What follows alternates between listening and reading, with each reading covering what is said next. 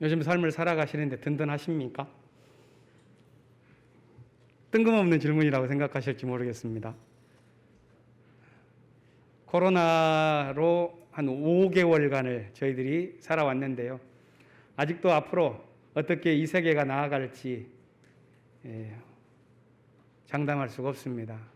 많은 곳에서 이 현상을 해석하고 또 앞으로 어떤 삶을 살아나가야 할지 예측하는 그런 모임들이 많은데 어느 것 하나 흔쾌하게 다가오지 않습니다.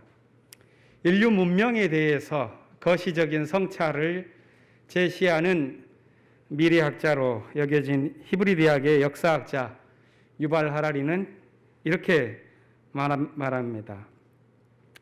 코로나19로 인해 새로운 실험들이 벌어지고 있습니다. 무엇이 성공할지 아직은 알 수 없습니다. 그러나 분명한 것은 우리는 이미 역사적인 웜홀에 들어섰다는 것입니다. 웜홀이라는 것은 번역하면은 벌레구멍을 말하죠. 둥근 사과의 표면을 따라 이동하면은 이렇게 멀리 돌아가야 되지만 벌레가 구멍을 내놓은 터널을 통과한다면 훨씬 이쪽에서 저쪽까지 빨리 도달할 수 있을 것입니다. 웜홀은 우주에 있는 시공간의 구멍을 말합니다. 멀리 있는 은하계도 이 웜홀을 통과하면 빨리 이동할 수 있다고 말합니다. 역사의 웜홀이라는 것은 미래의 시간으로 나아가는 전대미문의 사회적인 실험이 벌어지고 있는 때를 말할 것입니다. 인류의 미래가 빛나는 가능성을 모두 빨아들이는 역사의 블랙홀로 빠질지 아니면 우리가 살아왔었던 불평등한 신자유주의 질서를 벗고 새로운 사회로 도약하는 화이트홀의 시간으로 나아갈지는 아직 알 수 없습니다. 여하튼 우리는 이제까지 익숙했던 일들을 중지하고 지난날의 생활 방식을 되돌아보는 시간을 보내고 있습니다. 그러는 와중에 예전에는 꿈꾸지 못한 일들을 경험하기도 합니다. 정부가 모든 시민들에게 재난 기본소득을 지급할 때 예전 같으면 보수 정당들은 저건 사회주의 정책이다 이렇게 비난을 했겠지만 그런 이상주의적인 순진함이라고 말한 그런 목소리는 거의 없었습니다. 이런 경험들이 하나씩 쌓여가다 보면 어쩌면 우리는 자연스럽게 배우게 될는지도 모르겠습니다. 영원할 것만 같았던 지난 사회체제를 완전히 바꿀 수 있는 상상도 가능하구나 하는 것을 체화할 것입니다. 학교 수업을 온라인으로 보내는 학생들이나 가르치는 분들은 어떤지 모르겠습니다. 이게 처음에는 힘들다고 그러더니 익숙해지니까 오히려 이게 낫다 하는 분들도 꽤 있습니다. 상의만 입고 반바지는 아주 편하게 입으니까 좋다 하는 분들도 있고 수업에 참가하는 척하면서 동영상을 몰래 보는 그런 거라니까 재밌기도 하다는 사람들도 있습니다. 아무튼 새로운 방식의 교육에 대한 고민들이 깊어지다가 이제는 점점 이러다가 정말 학교 자체가 필요한 거야? 하는 것을 묻는 때까지 도달해 가고 있다고 봅니다. 교회는 어떨까요? 우리가 살아가는 우리의 믿음과 종교는 그 미래가 분명합니까?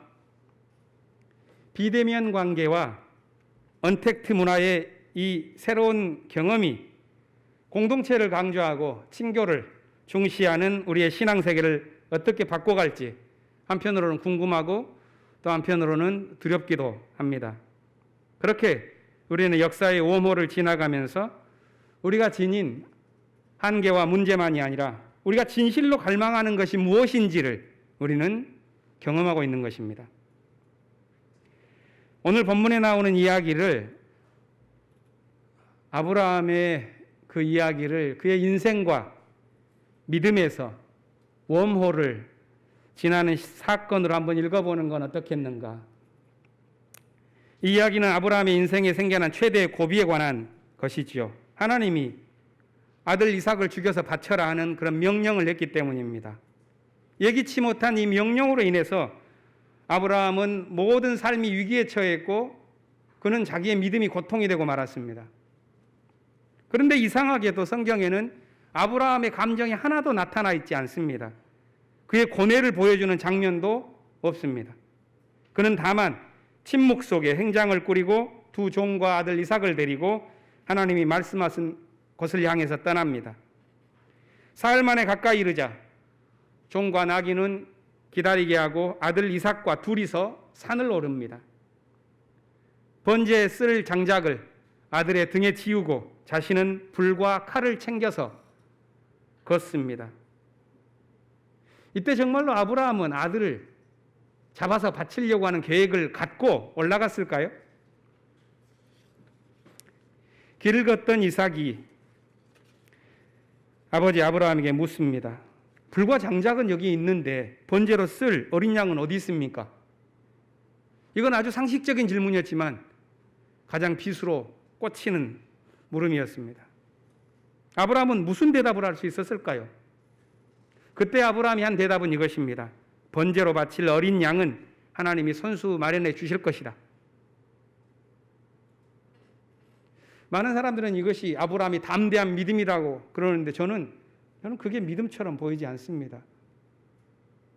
아브라함의 심정과 믿음을 과연 이 말이 모두 담고 있다고 우리는 여기어도 되는 것입니까? 이 질문은 잠시 접어두겠습니다.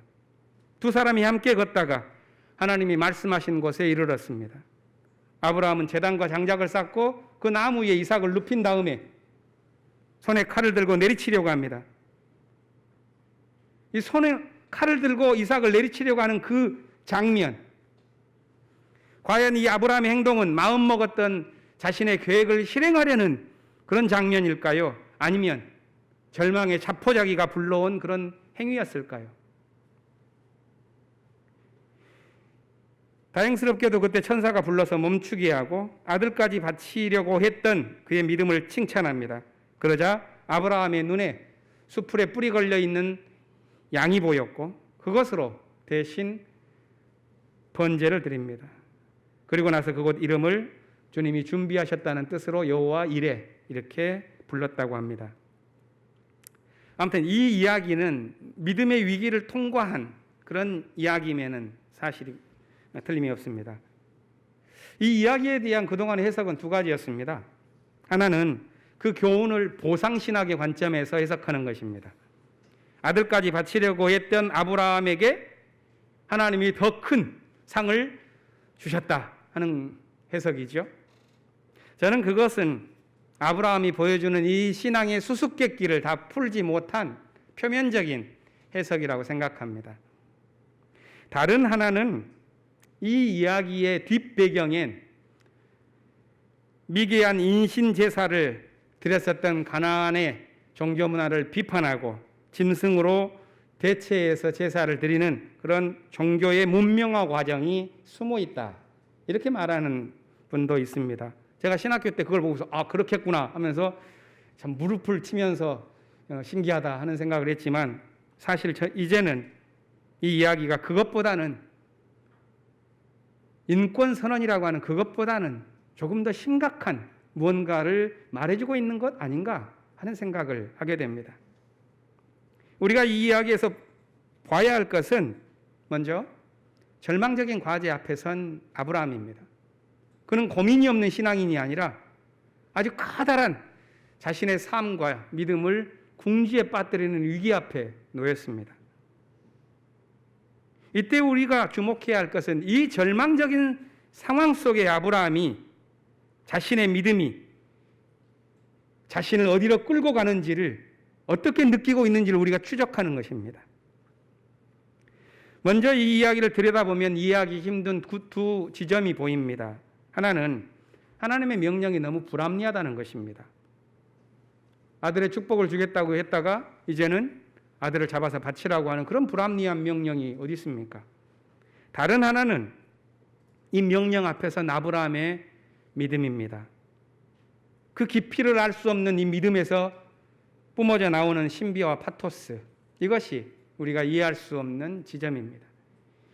두 가지 예측할 수 없는 사실이 뒤엉키면서 아브라함의 이야기가 굉장히 깊은 해석을 우리에게 요구하고 있는데요. 저는 이 이야기를 영화로 만든다면 가장 극적인 장면은 9절과 10절에서 아브라함이 이삭을 죽이려고 칼을 든 순간이 아닐까 생각을 해보는데요.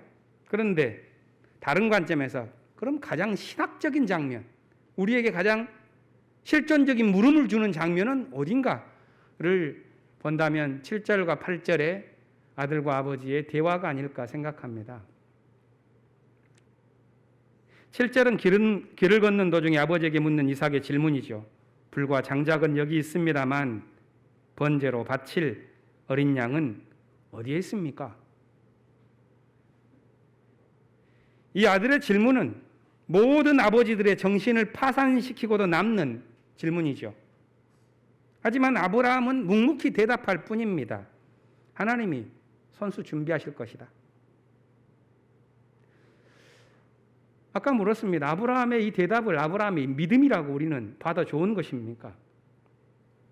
분명한 것은 이삭에게 하나님이 준비하실 것이라고 말한 것은 아들의 마음을 잠시라도 편하게 해주려는 아버지의 거짓말은 아닐 것입니다. 그리고 이삭을 잡아서 바치라고 했던 하나님의 명령은 아마 저게 진짜가 아니라 가짜일 거야. 뭔가 다른 게 있을 거야. 실제로는 순양을 준비할 것이야. 이런 마음의 확신이 있었기 때문에 그가 단지 이삭을 바치려고 하는 신용만 낸 것, 그건 역시도 아니겠죠. 그렇다면 그 모든 어려움의 실제적 과정을 통과하고 있는 그건 어떻게 해석해야 하는가? 어쩌면 아브라함 자신도 이유를 알 수 없는 기묘한 현실에서 살과 피가 마르는 질문을 안고 씨름하면서 길을 걷고 있다고 하겠습니다. 6절에서 그리고 8절에서 똑같은 표현이 반복됩니다. 그것은 두 사람이 함께 걸었다. 그들은 도대체 무슨 길을 걷고 있었을까요? 아브라함에게 그 걸음은 확신에 찬 믿음의 걸음만은 아니었을 것입니다. 오히려 자신의 고통 이외에는 자신의 번민 그것을 제외하고는 아무것도 없는 절망적인 걸음이었을 것입니다. 그는 아들을 죽여서라도 신에게 자신의 충성을 바치겠다고 하는 그런 마음의 확신을 가졌다기보다는 도대체 내 믿음이 그래 나를 어디로 끌고 가는지 한번 보자 하는 이런 심정으로 걷지 않았을까 생각합니다. 이해할 수 없는 하나님의 명령 앞에서 아브라함은 묻고 또 물었겠죠. 아니 처음에는 하늘의 별과 같은 자손을 허락하겠다고 했었던 그 약속을 잃어버리고 이제는 나에게 이런 요청을 한단 말이야 하는 그런 배신감에 치를 떨었을지도 모르고 그러다가 나중에 산을 오를 때에는 지금까지 나를 이끌었던 저 하나님이 겨우 인신제사나 즐기는 하급신에 불과한 것 이런 자괴감에 시달렸을지도 모릅니다. 그래서 그는 그때 하나님에게 욕을 퍼붓고 우리 예전에 맺었던 약속 포기합시다. 취소합시다. 이렇게 말했을 수도 있겠지만 아브라함은 그렇지 않죠. 그의 고뇌는 제단 앞에서 절정에 이르렀습니다. 아들을 잡기 위해서 칼을 쥔 손을 지켜들 때 우리는 그 장면을 보면서 이런 질문을 던져볼 수가 있습니다. 도대체 무엇이 아브라함으로 하여금 손을 들도록 만들었을까? 하나님이 준비하시는 믿음이었을까? 준비하신다는 그의 믿음이었을까? 아니면 금쪽 같은 아들이라도 바쳐서 내가 하나님에게 충성해야지 하는 그의 또 다른 성실이었을까? 우리는 논리적으로 설명할 수 없는 아브라함의 그 믿음의 깊이를 여기서 보게 됩니다. 그리고 여기서 아브라함이 자신을 끌고 갔었던 그 믿음의 본질이 무엇이었는지를 묻게 됩니다. 그가 보여주는 신앙의 그 파토스, 그것이 표현하는 깊이와 신비, 그 앞에 우리 또한도 가닿게 되는 것입니다. 저도 잘 모르겠어요. 여기서 뭘 더 말해야 할지. 그러나 분명한 것은 성서의 믿음을 순종과 보상의 논리로 설명하는 것은 어리석은 해석입니다. 성서가 말하는 인간의 현실은 자본주의가 사람을 길들이기 위해서 흔히 쓰는 당근과 채찍의 순종과 보상의 사이클로 움직이지 않습니다. 그것은 성서의 하나님도 마찬가지입니다. 전지전능한 능력으로 인간에게 상과 벌이나 주는 그런 천상의 존재는 관념신학이 만들어 놓은 신에 불과합니다. 성서의 신은 역사의 현장으로 돌진해서 화육하는 그런 신입니다. 그렇다면 아브라함이 그 믿음을 통해서 자신을 끌고 갔었던, 그래서 그가 보여줬었던 그 침묵과 행동은 무엇일까? 아브라함을 끌고 간 것은, 그것은 하나님에 대한 믿음 이외에는 다른 기초가 없는 믿음에 관한 것입니다. 그 믿음은 오직 하나님에 대한 더 깊은 곳으로 갈 수밖에 없는 그 길로 이끄는 믿음입니다. 예수가 광야의 고독 속에서 발견한 것이고, 욥이 모든 고통을 견디면서 추구했었던 믿음이고, 또한 신앙 공동체가 목숨을 걸고 전승해온 믿음입니다. 바울이 로마의 신앙 공동체에 보낸 편지를 우리가 읽었습니다. 로마서 6장은 두 부분으로 나뉘는데, 지난주에 읽은 전반부는 믿음으로 얻은 의로운 삶, justification에 대해 가르침이고, 오늘 본문은 믿음이 또 다른 측면, 믿음이 이끄는 거룩한 삶, sanctification에 관한 가르침입니다. 오늘 본문은 거룩한 삶을 향한 권고와 명령문으로 가득 차죠. 당시의 노예제 사회를 반영해서 종이라고 하는 메타포를 사용하면서 묻습니다. 죄의 종으로 살면서 죽음의 길을 걸을 것인가? 의의 종으로 살면서 생명의 길을 걸을 것인가? 이 물음에 대한 추상적인 답변은 아주 간단합니다. 누가 죄의 길을 걷고 싶겠습니까? 하지만 삶으로 살아가야 할 구체적인 답은 쉽지 않다는 것을 우리는 경험합니다. 특히 공동체를 이루는 삶에서 생명과 죽음을 분별해내는 작업이란 쉽지 않습니다. 지난주에 우리는 한국전쟁 70주년을 맞았습니다. 종전선언조차 없이 지금까지 이어지고 있는 이 긴 전쟁 상황을 도대체 생명의 길이라고 우리는 여겨도 좋은 것입니까? 함석헌은 이런 표현을 한 적이 있습니다. 나라의 허리를 가른 38선의 의미를 두 가지로 말했습니다. 하나는 이 38선이란 현대 문명의 낙제선이다. 그렇게 말하면서 다른 한편에서는 38선은 하나님이 우리 민족에 풀라고 낸 시험 문제다. 이렇게 말을 하거든요. 세계 열강이 뭉쳐서 자신들의 힘과 지혜를 집중해가지고 만들어낸 게 고작 38선이라면 그건 현대 문명의 정말 낙제선이죠. 그죠? 그런데 그것이 우리 민족에게는 하나님이 낸 시험 문제인데 우리는 아직까지 그것을 풀어내고 있지 못합니다. 또한 함석헌은 한국전쟁을 가리켜서 두 가지로 말합니다. 하나는 우리가 분단되었기 때문에 통일 정부를 세우지 못한 우리의 죄악 때문에 벌어진 사태다. 그러나 다른 한편에서는 엉뚱한 이야기를 합니다. 한국전쟁이란 다가오는 새 시대를 날리는 나팔소리다. 그건 역사의 깊이를 응시하지 않고서는 볼 수 없는 믿음의 언어입니다. 오늘 우리는 전쟁이라고 하는 그 죄악의 그늘을 다 씻고 새 시대를 향한 진군 나팔을 불면서 나아가는 믿음을 갖고 그 믿음이 우리를 어디로 이끄는지 봐야 하는 시대가 아닌가 싶습니다. 마태복음의 본문은 선교에 대한 가르침, 예수님께서 제자를 뽑고 그들에게 가르침을 주신 다음에 마지막으로 주신 이 에필로그라고 할 수가 있습니다. 사람들과 어떤 관계를 맺는 것이 옳은가? 막힘이 없는 이상적인 소통의 관계를 말하죠.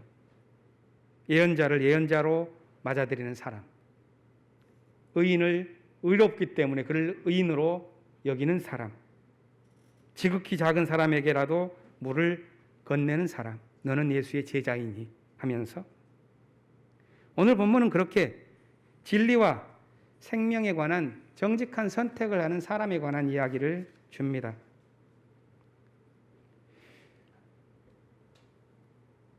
이 주 전쯤 NCC 신학포럼에서 발표로 참여하면서 발표문 가운데 한 가지 개념을 담아서 제안한 적이 있습니다. 기독교 선교 3.0 시대라고 하는 개념이었습니다. 컴퓨터 소프트웨어를 보면 1.0, 2.0, 3.0 이런 게 있지 않습니까? 그런 겁니다. 지난 한국 개신교의 150년 가까운 시대를 세 단계로 나누어 설명해 보려는 것이었고, 앞으로 펼쳐질 시대를 3.0으로 보는 건 어떤가 하는 제안이었습니다. 한동안 한국 개신교회는 자신들의 가치를 인정받으면서 우리 역사와 사회 속에서 의미 있는 종교로 성장했고 자리 잡았습니다. 기독교 복음이 그 의미와 필요성을 획득했기 때문에 교회가 크게 성장할 수 있었던 이 시기를 가리켜 전도 선교의 시기라고 부를 수 있을 것입니다. 저는 이 기간을 선교 1.0 시대라고 불러보았습니다. 이 선교 1.0 시대의 진보적인 교회의 역할은 주로 신학운동이었습니다. 더 진취적인 사명을 분별할 수 있도록 교회를 일깨우는 것이었습니다.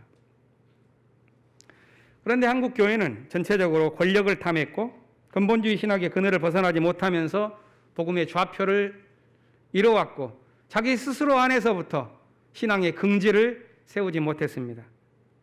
교회는 성장주의 신학에 몰두하면서 몸집을 불리는 것에서 위안을 삼았고 그렇기 때문에 몸집은 컸지만 정신은 자라나지 않았습니다. 수많은 행위의 모양들은 있었지만 정신의 성숙이 없었습니다. 재정적인 여력이 있는 교회는 앞다투어서 자신들의 믿음의 열정을 표현하기라도 하듯 해외 선교에 퍼붓기도 했지만 그것은 교회가 가지고 있는 내적 한계를 외부적인 행위를 통해서 해소하려고 하는 그런 모습, 거기에서 머지 않았습니다. 지난 한 세대 남짓한 이 시기를 선교 2.0 이렇게 봐도 되지 않겠나 싶습니다. 이때를 살아온 선교 2.0 시기의 진보적 교회는 보수하게 되어가는 한국교회가 놓친 사회적 책임을 감당하기 위해서 사회선교 운동에 헌신해 왔습니다. 그런데 저는 이제 이런 시대마저도 저물어가고 있다는 느낌을 지울 수가 없습니다. 교회의 동력 자체가 생겨나고 있지 않기 때문에 그렇습니다. 한국교회의 선교 패러다임이 변하지 않고서는 이 쇠락의 길을 벗어나기 힘들겠다는 것을 신앙인들 모두 직감하고 있습니다. 오늘 한국교회는 분단시대에 증오와 대립을 부추기는 시대적 적폐가 되었다는 비판을 받고 있고 대부분의 교단은 혐오와 차별 담론에 발목이 묶여서 앞으로 나아가지 못하고 있습니다. 이런 상황에서 옛 시대의 질서에 편승해서 목숨이나 연명하는 것? 그걸 예수의 길이라고 할 수 있겠는가?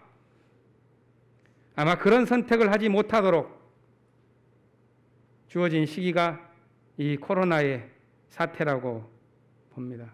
왜냐하면 더 이상 예전 것이 작동하지 않기 때문에 그렇습니다. 이제 교회는 어떻게 하든지 평화의 영성과 새로운 시대의 상상력을 길러내면서 이 위기의 시대를 뚫고 나아가야 합니다. 함석헌이 말했던 그 과제, 하나님이 낸 시험 문제, 그것을 풀기 위해서 힘써야 합니다. 그렇게 하면서 한반도에 예수의 종교가 있는 그 의미를, 그 이유를 우리가 찾아가야 합니다. 저는 그것을 가리켜서 한국교회의 선교 3.0 시대의 과제다 이렇게 보는 것입니다. 우리 교회 역시도 이 선교 3.0의 시대를 살아가야 할 것입니다. 이런 2.0과 3.0의 시기를 구분하기 위한 것은 코로나 사태가 더욱 분명하게 볼 수 있도록 해주었다고 봅니다. 코로나 사태로 인해 2.0 시기의 규칙과 우리의 습관, 질서가 작동하지 않습니다. 이전으로 되돌아갈 수도 없으니 그렇다면 이제는 삶의 방식을 전환할 수밖에 없겠습니다. 우리 시대에 필요한 것은 단지 행위 규범으로서의 뉴노멀이 아니라 체제를 새롭게 구상해내는 뉴노멀이어야 합니다. 역사적으로는 이 신자유주의적인 약탈 경제는 끝날 거야. 이 믿음 속에서 우리의 선교를 구상해야 하고, 분단 체제는 반드시 극복되면서 새로운 시대가 열릴 거야 하는 그 꿈 속에서 새로운 뉴노멀 선교를 준비해야 합니다. 그런 비전을 세우면서 선교 3.0 시대를 열어 나아가야 할 것이라고 봅니다. 기독교 선교는 외적인 활동만이 아니라 내적 고백에서 비롯되는 운동입니다. 예수의 교회라면 예수의 정신을 추구하는 공동체여야 할 것입니다. 그런데 지난 선교 2.0 시기에 공동체의 활력을 잃어가는 동안 한국교회 얼굴은 배타와 혐오로 변하고 말았습니다. 보수적인 교회만이 아니라 진보를 표방하는 세력들도 마찬가지입니다. 수많은 진보의 목소리는 연대의 동력을 잃고 말았습니다. 온 세계를 네트워크로 엮는 이 SNS 시대에 우리는 지독한 불통을 경험합니다. 그래서 우리 모두가 신앙 공동체의 동력을 어떻게 구성할 것인지 고민이 깊습니다. 어쩌면 아브라함처럼 모리아 산을 오르는 침묵이 우리에게 필요할지도 모르겠습니다. 그것은 우리의 믿음이 과연 우리를 어떤 곳으로 인도할지를 분별하는 시간이요, 가장 소중한 것을 바쳐서라도 하늘의 목소리를 듣고자 하는 그런 갈망의 시간일 것입니다. 우리의 믿음이 우리를 어디로 끌고 가는지 봐야겠습니다. 성령의 자비와 은총이 우리를 인도해 주시기를 빕니다. 잠시 침묵으로 기도하겠습니다.